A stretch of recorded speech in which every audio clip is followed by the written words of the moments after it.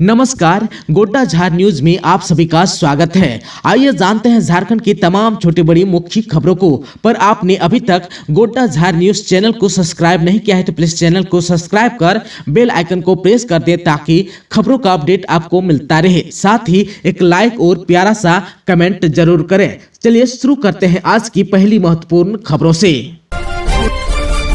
झारखंड में मौसम ने लिया यू टर्न, ठंड में इजाफा, 8 डिग्री पहुंचा प्रदेश के 5 जिलों का न्यूनतम तापमान, ठंडी हवाएं ने बढ़ाई कनकनी। जनवरी के अंतिम सप्ताह में प्रदेश में मौसम ने यू टर्न लिया है। राज्य के अधिकांश हिस्से में आसमान साफ है पर ठंडी हवाएं अपना असर दिखा रही है। मौसम का मिजाज एक बार फिर बदल गया है। ठंड ने परेशानी बढ़ा दी है।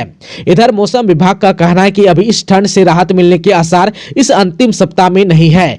मौसम के पूर्वानुमान के मुताबिक अगले सुबह प्रदेश के मैदानी हिस्से वाले जिलों में कोहरे का असर रहेगा। दिन में हल्के बादल रहेंगे पर हवा की रफ्तार सामान्य से थोड़ी अधिक रहेगी। इधर जो है मौसम के यू टर्न लेने के बाद राज्य के 24 जिलों में से 18 जिले का तापमान 10 डिग्री या इससे भी नीचे आ गया है। 5 जिले ऐसे हैं जहां न्यूनतम तापमान 8 डिग्री पर पहुंच गया है, जबकि सबसे कम तापमान वाला जिला बोकारो है। यहां का न्यूनतम तापमान 7 डिग्री हो गया है, जबकि 8 जिले का न्यूनतम तापमान 9 डिग्री है। मौसम विभाग की ओर से जारी रिपोर्ट्स के मुताबिक 1 फरवरी तक सुबह में कोहरा और धुंध का असर रहेगा। इसके बाद आसमान साफ हो जाएगा। दिन में धूप तेज रहेगी, लेकिन हवा की वजह से धूप का खासा असर नहीं दिखने वाला है। ऐसे में अभी आमजन को ठंड और कनकनी वाली हवा का सामना करना पड़ सकता है। मौसम विभाग के रिपोर्ट्स के अनुसार राज्य के 5 जिलों के मौसम में आंशिक बदलाव हुआ है। बोकारो, देवघर, गोड्डा, पूर्वी सिंहभूम और पाकुड़ ऐसे जिले हैं जहां का अधिकतम तापमान में थोड़ी बढ़ोतरी हुई है। रिपोर्ट्स के अनुसार बोकारो में 0.5, देवघर में 0.2, गोड्डा में 0.4, पूर्वी सिंहभूम में 0.3 और पाकुड़ में 0.6 डिग्री सेल्सियस तापमान बढ़ा है। झारखंड भाजपा के 28 बड़े नेताओं को राहत, सुप्रीम कोर्ट पहुंची राज्य सरकार की अपील हुआ खारिज, सचिवालय घेराव का मामला। सुप्रीम कोर्ट से झारखंड सरकार को झटका लगा है। सुप्रीम कोर्ट ने झारखंड भाजपा के 28 नेताओं को राहत दी है। इन पर 11 अप्रैल 2023 को रांची के सचिवालय मार्च के दौरान एफआईआर दर्ज की गई थी। इनमें भाजपा के प्रदेश अध्यक्ष बाबूलाल मरांडी, पूर्व केंद्रीय मंत्री अर्जुन मुंडा, संजय सेठ, निशिकांत दुबे, दीपक प्रकाश और सीपी सिंह समेत 28 नेता शामिल थे। इससे पहले हाईकोर्ट में भी इस मामले की अगली सुनवाई हुई थी। इसमें हाईकोर्ट ने 14 अगस्त 2024 को एफआईआर निरस्त करने का फैसला दिया था। हालांकि इस फैसले के खिलाफ झारखंड सरकार ने सुप्रीम कोर्ट में अपील की थी। सुप्रीम कोर्ट ने सोमवार को इसे खारिज कर दिया। पलामू के समाजसेवी बब्बन सिंह ने 21 बसों को दिखाई हरी झंडी, भेजा महाकुंभ। समाज सेवी बब्बन कुमार सिंह ने पांकी विधानसभा क्षेत्र से श्रद्धालुओं से भरी 21 गाड़ियों को हरी झंडी दिखाकर रवाना किया। किसी भी श्रद्धालुओं को परेशानी न हो इसलिए सिंह ने अलग अलग टोली बनाकर सभी प्रखंडों में यात्री बसों की व्यवस्था की। लेस्लीगंज से 5 बसें श्रद्धालुओं को लेकर रवाना हुई। पांकी से 11 गाड़ियां और मनातू तरहसी से भी 5 बसों की व्यवस्था की गई। इसी तरह बब्बन सिंह ने महाकुंभ मेला दर्शन के लिए श्रद्धालुओं के एक जत्थे को अपने खर्च पर प्रयागराज रवाना किया। सिंह अपने गृह जिला लातेहार सहित पूरे चतरा लोकसभा क्षेत्र के श्रद्धालुओं को 52 बसों में भरकर तीर्थ स्थल दर्शन के लिए भेज रहे हैं। यह जत्था महादेव की नगरी काशी, मां विंध्यवासिनी देवी के विंध्याचल, श्री राम की नगरी अयोध्या होते हुए महाकुंभ नगरी प्रयागराज जाएगी। इस अवसर पर सिंह ने कहा कि कुंभ का धार्मिक महत्व है। आर्थिक अभाव के कारण लोग इस महाकुंभ में शामिल होने से वंचित न रहे, इसी सोच के तहत व्यवस्था की गई है। इस यात्रा में शामिल लोगों को दूसरे राज्यों की परंपरा, खेती, कृषि, पशुपालन, शिक्षा, व्यवसाय आदि देखने को और समझने का मौका मिलेगा। लातेहार के विधायक रामचंद्र सिंह ने 6 योजनाओं का किया शिलान्यास। मनिका के विधायक रामचंद्र सिंह ने बरवाडी प्रखंड में सोमवार को आधा दर्जन से अधिक योजनाओं का शिलान्यास किया। उन्होंने लात, चंगरू और केड़ा पंचायत में लैंपस भवन की आधारशिला रखी, जबकि केड़ पंचायत में उप स्वास्थ्य केंद्र, बेतला, केचकी और मुर्गिटी पंचायत में सड़क निर्माण कार्य तथा खुरा पंचायत में लैंपस भवन और मंगरा पंचायत में भी लैंपस भवन एवं उप स्वास्थ्य केंद्र की आधारशिला रखी। इस दौरान उन्होंने पूजा अर्चना की और नारियल फोड़कर शिलान्यास किया।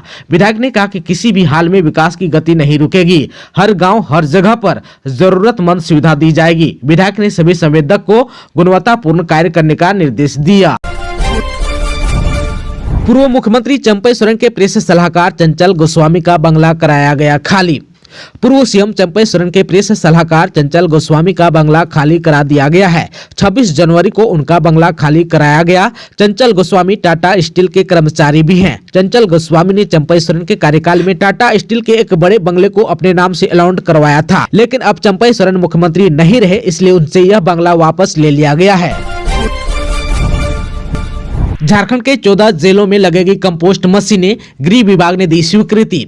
झारखंड के 14 जिलों में कंपोस्ट मशीन लगेगी। इस संबंध में गृह, कारा एवं आपदा प्रबंधन विभाग स्वीकृति दे दी है। इन 14 जिलों में 3.35 करोड़ रुपए की लागत से 17 कंपोस्ट मशीन की खरीदारी की जाएगी। गौरतलब है कि कंपोस्ट मशीनें जैविक कचरे को जल्दी से विघटित कर खाद बनाने में मदद करती है। ये मशीनें विभिन्न प्रकार के कचरे को खाद में बदल सकती है, जिससे इन कचरे से पर्यावरण को नुकसान पहुँचने से रोका जा सकता है। गिरिडीह के उद्योगपति सुरेश जलान ने खरीदा 90 करोड़ का प्राइवेट जेट। गिरिडीह के उद्योगपति सुरेश जलान ने अपने लिए 90 करोड़ रुपए के 10 सीटर प्राइवेट जेट खरीदा है। इस जेट ने स्विट्जरलैंड से गिरिडीह के बोडो हवाई अड्डे पर लैंड किया। सुरेश जलान झारखंड के सबसे बड़े उद्योगपति में से एक हैं और देश के सबसे अमीर कारोबारियों में 299 स्थान पर आते हैं। वह कार्बन रिसोर्स अलकतरा कारखाने के मालिक हैं। इस प्राइवेट जेट का उद्घाटन 26 जनवरी को किया गया। इसके बाद इसे सिंगापुर के लिए रवाना किया गया है। पूर्व सीएम रघुवर दास से मिले टीम इंडिया के स्टार बल्लेबाज ईशान किशन। टीम इंडिया के स्टार बल्लेबाज ईशान किशन ने जमशेदपुर में पूर्व सीएम रघुवर दास से मुलाकात की। रघुवर दास ने अपने ट्विटर हैंडल में इनकी तस्वीर शेयर करते हुए लिखा कि भारतीय क्रिकेट टीम के बल्लेबाज श्री ईशान सिंह, झारखंड क्रिकेट टीम के कप्तान विराट सिंह और चेन्नई सुपर किंग्स के खिलाड़ी मोनू सिंह ने जमशेदपुर स्थित आवास पर मुलाकात की। मैंने उन्हें उनके सफल और उज्जवल भविष्य के लिए शुभकामनाएं दी। रांची के निवासी अपहृत मामा भांजा रामगढ़ से हुआ बरामद। 7 अपराधी हुआ गिरफ्तार। 9 लाख रुपए हुआ बरामद। रामगढ़ पुलिस ने अपहृत आशीष कुमार राजगढ़िया और अंकित कुमार को बरामद कर लिया है। दोनों अपहृत रिश्ते में मामा और भांजा है। इसके साथ ही पुलिस ने घटना में शामिल 7 अपराधियों को गिरफ्तार कर लिया है। यह जानकारी रामगढ़ के एसपी ने एक संवाददाता सम्मेलन में दी। जानकारी के मुताबिक पुलिस ने एक सूचना के आधार पर रामगढ़ के दिगवार गाँव में छापामारी की। वहाँ से पुलिस ने दोनों अपहृत को बरामद किया। साथ ही घटना में शामिल सभी अपराधियों को गिरफ्तार करने में सफलता हासिल की। जिन अपराधियों को गिरफ्तार किया गया उनके पास से पुलिस ने 9.46 लाख रुपए नगद, एक 4 पहिया वाहन, 10 मोबाइल फोन और नोट गिनने की 2 मशीनें भी बरामद की है। हालांकि अभी तक यह नहीं पता चल रहा है कि अपराधियों ने मामा भांजा का अपहरण करने के बाद फिरौती की राशि वसूल की थी या नहीं। अपहरण का उद्देश्य फिरौती वसूलना था या पहले से चल रहे किसी विवाद की वजह से यह घटना हुई। उत्कृष्ट विद्यालय है। पहले चरण में राज्य के 80 मुख्यमंत्री उत्कृष्ट विद्यालयों को सीबीएसई पैटर्न पर चलाया जा रहा है। सरकार की इस पहल को अभिभावकों ने भी हाथों हाथ लिया और पिछले साल लगभग सभी जगह बड़ी संख्या में नामांकन हुए। इस वर्ष भी इसमें नामांकन के लिए ऑफलाइन और ऑनलाइन दोनों व्यवस्थाएं की गई है। ऑनलाइन के लिए दिए गए लिंक पर जाकर आवेदन दिया जा सकता है। मुख्यमंत्री उत्कृष्ट विद्यालय शैक्षणिक सत्र 2025-26 के लिए आवेदन जमा करने की तारीख 10 फरवरी 2025 तक रखी गई है। इस सूचना के बाद अभिभावकों में खासा उत्साह है। वहीं मुख्यमंत्री स्कूल ऑफ एक्सीलेंस पूरी तरह सीबीएसई पैटर्न पर चलाए जाते हैं। प्रथम चरण में 80 स्कूल सुचारू रूप से चलाए जा रहे हैं। आने वाले समय में इनकी संख्या 4496 तक की जाएगी। इस विद्यालय में शिक्षा विभाग द्वारा इंफ्रास्ट्रक्चर से लेकर योग्य शिक्षकों के चयन तक में खास ख्याल रखा जाता है। हर स्कूल में language lab, computer lab, science lab, maths lab, पुस्तकालय के साथ साथ स्मार्ट क्लास की व्यवस्था भी की गई है। साथ ही साथ छात्रों के शारीरिक विकास के लिए हर विद्यालय में खेलकूद की भी पूरी सुविधा की गई है। पतरातू थर्मल में मार्च से 800 मेगावाट मिलेगी बिजली। पीएम मोदी ने रखी थी आधारशिला। झारखंड को मिलेगी 85% बिजली। झारखंड को मार्च तक पतरातू थर्मल प्लांट से बिजली मिलने लगेगी। पहले चरण में 800 मेगावाट बिजली का उत्पादन होगा। बहुत ही जल्द ट्रांसमिशन लाइन पूरा कर लिया जाएगा। इस प्लांट से जितनी बिजली का उत्पादन होगा उसका 85% हिस्सा झारखंड को मिलेगा, जबकि 15% हिस्सा केंद्र के हिस्से में रहेगी। ऐसा हो जाने से झारखंड को बिजली की खपत पूरा करने के लिए बिजली खरीदनी नहीं पड़ेगी। अभी आवश्यकता पड़ने पर पावर एक्सचेंज से बिजली खरीदनी पड़ती है। इसके लिए सरकार को 10 से 12 रुपए प्रति यूनिट खरीदना पड़ता है। गुमला के अनाथालय के 26 बच्चे फूड पॉइजनिंग के हुए शिकार। पार्क घूमने गए बच्चों ने खाया चाउमीन। तबियत बिगड़ने पर अस्पताल में भर्ती। झारखंड के गुमला जिले में प्रगति ग्राम उद्योग संस्थान द्वारा संचालित अनाथालय के 26 बच्चे फूड पॉइजनिंग के शिकार हो गए। घटना गणतंत्र दिवस के मौके पर हुई, जब बच्चों को बिरसा मुंडा एग्रो पार्क घुमाने ले जाया गया था। पार्क से लौटते समय बच्चों को बाहर स्थित एक फुटपाथ की दुकान से चाउमीन खिलाया गया। खाने के बाद सभी वापस आ गए। इसके कुछ ही देर बाद सभी बच्चों की तबीयत बिगड़ने लगी। उन्हें पेट दर्द, सिर दर्द और चक्कर आने की शिकायत हुई। कुछ बच्चों को उल्टियां भी हुई। संस्थान के सदस्यों और शिक्षिका ने तुरंत कार्रवाई करते हुए सभी बच्चों को रात करीब 9 बजे गुमला सदर अस्पताल में भर्ती कराया। अस्पताल में समय पर इलाज मिलने से सभी बच्चों की हालत में सुधार देखा जा रहा है। स्कूल की शिक्षिका गीता कुमारी ने इस घटना की पुष्टि की है। इस घटना ने स्ट्रीट फूड की गुणवत्ता और बच्चों की सुरक्षा पर गंभीर सवाल खड़ा कर दिया है। AI का इस्तेमाल करते थे साइबर अपराध। जामताड़ा में 6 साइबर क्रिमिनल हुआ गिरफ्तार। फर्जी ऐप से 2700 लोगों का डेटा चुराया।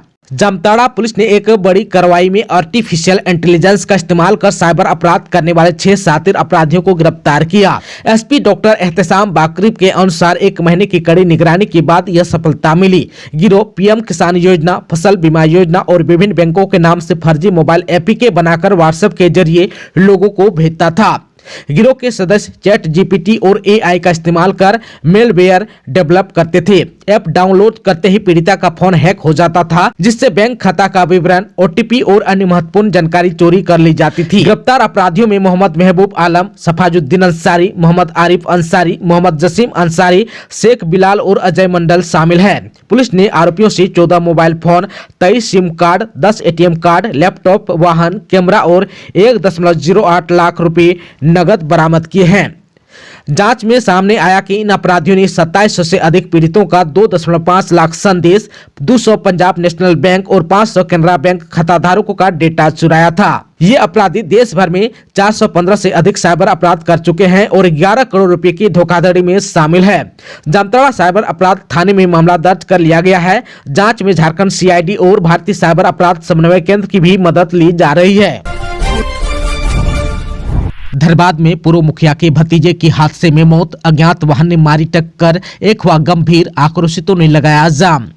धनबाद के गोविंदपुर थाना क्षेत्र स्थित खालसा होटल के पास GT रोड पर एक दर्दनाक सड़क हादसा हुआ। एक अज्ञात वाहन ने बाइक सवार 2 युवकों को टक्कर मार दी, जिसमें एक की मौके पर ही मौत हो गई, जबकि दूसरा गंभीर रूप से घायल हो गया। मृतक की पहचान 35 वर्षीय इजमाम अंसारी के रूप में हुई, जो मटियाला पंचायत के पूर्व मुखिया मुजाहिद अंसारी का भतीजा था। घटना उस समय हुई जब दोनों युवक बाइक पर सवार होकर पंचायत की ओर जा रहे थे। खालसा होटल के पास एक अज्ञात वाहन ने उन्हें टक्कर मार दी। घायल युवक को तत्काल नजदीकी अस्पताल में भर्ती कराया गया है।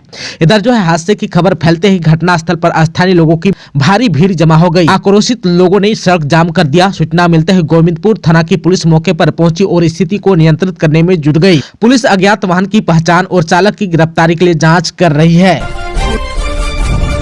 20 साल की युवती की पत्थर से कुचलकर हत्या। जंगल में चट्टान के पास मिली लाश, शव के नजदीक मिली शराब की बोतल और स्मार्ट वॉच।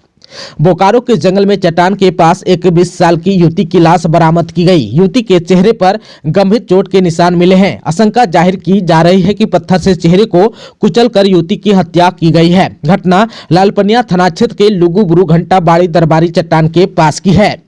शव के पास से पुलिस ने शराब की बोतल, पानी की बोतल, 3 प्लास्टिक के गिलास, एक स्मार्ट वॉच और 2 मोबाइल चार्जर, एक पिट्ठू बैग, युवती का खाली पर्स और एक ज्वेलरी दुकान का पर्स भी बरामद किया है। ज्वेलरी शॉप के पर्स पर बोकारो थर्मल लिखा हुआ है। वहीं फिलहाल युवती की पहचान नहीं हो सकी है। युवती ने पीले रंग की टी-शर्ट और ब्लू जींस पहन रखा था। दरअसल सुबह कुछ चरवाहे जब इस ओर पहुंचे तो उन्हें बीच रास्ते में युवती का शव पड़ा मिला। तुरंत इसकी सूचना पुलिस को दी गई। घटना स्थल पर पहुंची पुलिस शव को पोस्टमार्टम के लिए भिजवाकर लड़की की पहचान में जुट गई है। वहीं प्राथमिक जांच में पुलिस को आशंका है कि युवती को किसी बहाने से पहाड़ी क्षेत्र में लाया गया और फिर उसकी हत्या कर दी गई। पुलिस बरामद वस्तुओं के आधार पर मामले की गहन जांच कर रही है। इस जघन्य हत्याकांड से क्षेत्र में दहशत का माहौल भी है। हाईकोर्ट ने पूजा सिंघल के खिलाफ दायर PIL की खारिज। ED की जांच पर उठाए गए थे सवाल। जांच एजेंसी ने शपथ पत्र में बताई थी पूरी बात। खुट्टी में हुए मनरेगा घोटाला मामले के आरोपी आईएएस पूजा सिंघल के खिलाफ दायर एक पीआईएल को आज झारखंड हाईकोर्ट ने खारिज कर दिया। यह पीआईएल अरुण कुमार दुबे की ओर से दायर किया गया था, जिसमें उन्होंने अदालत से कहा था कि जांच एजेंसी ठीक से जांच नहीं कर रही है। उन्होंने जांच की प्रक्रिया पर सवाल उठाए थे। इस मामले में पूर्व में सुनवाई करते हुए झारखंड हाईकोर्ट के तत्कालीन चीफ जस्टिस संजय कुमार मिश्र और जस्टिस आनंद सेन की खंडपीठ ने वीडियो कॉन्फ्रेंसिंग के माध्यम से सुनवाई के दौरान याचिकाकर्ता अरुण कुमार दुबे और अधिवक्ता राजीव कुमार की प्रामाणिकता को सही न मानते हुए दोनों को मामले से हटाने का आदेश दिया। साथ ही कोर्ट ने इस मामले में स्वतः संज्ञान लेते हुए एमिकस क्यूरी की नियुक्ति करने और किसी सक्षम बेंच में भेजने का निर्देश दिया, जिसके बाद आज याचिका को खारिज कर दिया।